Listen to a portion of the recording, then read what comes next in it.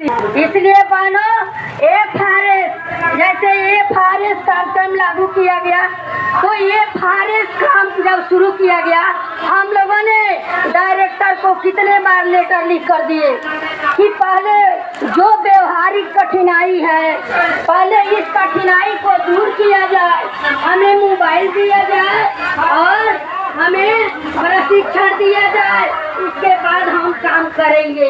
लेकिन बहनों इसमें हम लोग भी दोषी हैं, ऐसा बात नहीं है कि हम लोग दोषी नहीं हैं। जब सरकार का यह फरमान जारी हुआ उसी समय हम लोग एक भी एफआरएस का काम नहीं करते, लेकिन अपने शाबाशी के लिए अपने डीजीपीओ से अच्छा बनने के लिए हमारी बहनें घर घर घूम करके अपने बेटा को लेकर अपने पति को लेकर चाहे जो सहयोगी है उनके साथ मिलकर एफआरएस का काम करना शुरू कर दिए। तो पहले 2% हुआ तो 5% हुआ, होते होते आज हम लोग 50% पर पहुँच गए हैं। फिर उसके बाद फरमान आया है कि अब स्कूल पूर्व शिक्षा जो हम लोग देते हैं उसमें बच्चे का भी एफआरएस करना है।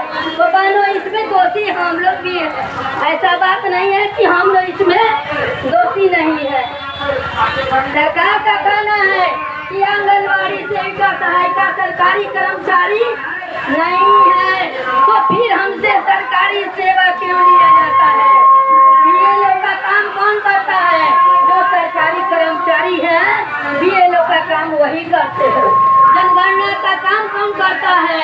आंगनबाड़ी सेविका से लिया जा रहा है, वो भी सरकारी कर्मचारी ही करते हैं। पोलियो मुक्त भारत हम लोग बनाए और शाबाशी मंत्री कमाए, घर घर काम हमने किया, लेकिन केंद्र पर जब सीडीपीओ पहुंचती है तो लगता है कि ये आईसीडीएस का डायरेक्टर आई हुई है। कारण कि वो तो ऐसी गाड़ी में घूम रही है, उनको क्या पता, वो क्या जानती है कि सेविका किस परिस्थिति में किस तरह से एक एक घर घूम घूम करके इस काम को करती है। गर्भकाल से लेकर मृत्यु काल तक की सेवा हमारी बहनें करती हैं। हम लोग सारी दिन 3-3, 4-4 परिवार इसमें लगे रहते हैं।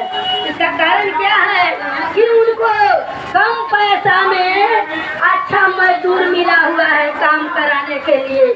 हम लोग महिला हैं, डर से या धमकी से या प्रताड़ित करके ऐसे हम लोगों को धमकी दिया जा रहा है कि कितने बहने को हार्ट अटैक हो गया, सोचते सोचते शुगर का मरीज बन गया। हर विभाग में लोग काम करते हैं, सारे विभाग के कर्मचारी काम करते हैं, किसी को इस चीज का पड़ताना नहीं है।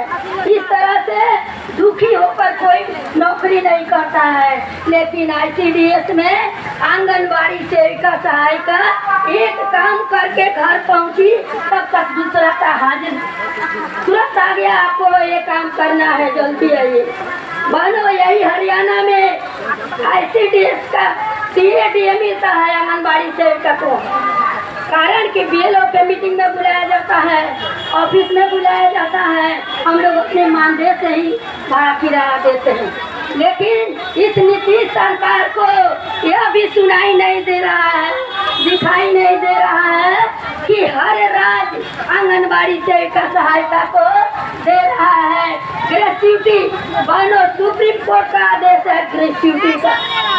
हमने हाई कोर्ट में सुप्रीम कोर्ट का ऑर्डर लेकर के हाई कोर्ट में केस फाइल किए, केस का डिसीजन हो गया और मैं विभाग में गई, विभाग को दे दिया गया, हाई कोर्ट विभाग में भेज दिया और डायरेक्टर साहब के यहाँ से पास हो गया, माननीय समाज कल्याण मंत्री जी पास कर दिए और वित्त विभाग से पास हो गया, प्रधान सचिव से पास हो गया। लेकिन आज तक हमारा फाइल ग्रेच्युटी का जो हाई कोर्ट से ऑर्डर हुआ वो फाइल आज तक मुख्यमंत्री जी के टेबल पर रखा हुआ है। उनको जरा भी शर्म नहीं है कि हम इसको भी देखें। कारण ये हाई कोर्ट का डिसीजन है, हाई कोर्ट का डिसीजन है और सुप्रीम कोर्ट के आदेश को लेकर के हम हाई कोर्ट में फाइल किए। लेकिन आज तक उनको दिखाई नहीं दिया, न कान से उनको सुनाई दे रहा है, न दिखाई दे रहा है। बहनों, अभी तो हम लोग अर्जुन गिनती कर रहे हैं, लेकिन इस आज के बाद अगर हम लोगों का मानदेय वृद्धि नहीं हुआ दुगुना तो हम लोग इनको कुर्सी नहीं देंगे, हम लोगों को कुर्सी नहीं देना है। इसलिए बहनों, मैं आप लोग से यही कहूंगी कि जिस तरह हम लोग त्याग करके निस्वार्थ भाव से आंगनबाड़ी